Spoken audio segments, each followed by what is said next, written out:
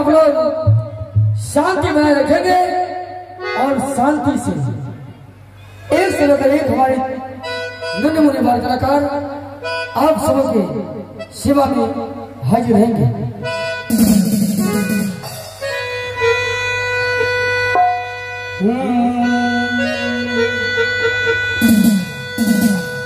कौन बनाया राम लगे राम, कौन बनाया लंका,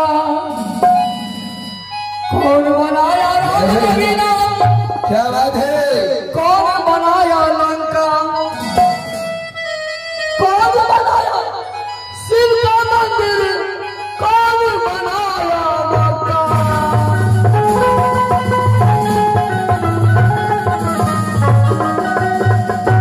राम बनाया राम नगीना, रावण बनाया लंका,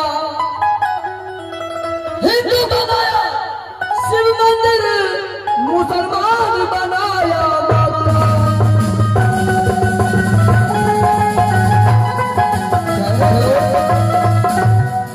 कौन कहता है नाच बुरा है, नाचे जग संसार,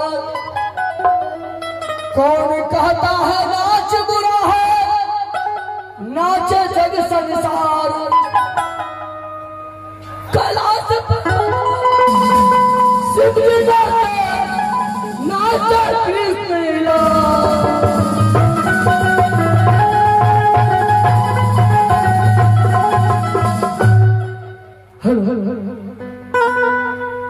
देखिए दोस्तों बंधुओं, आज हम पांच कलाकारों को आज चौथा रात है, इसलिए जो भी आवाज फंसे हुए हैं थोड़ा उस पर ध्यान दीजिएगा।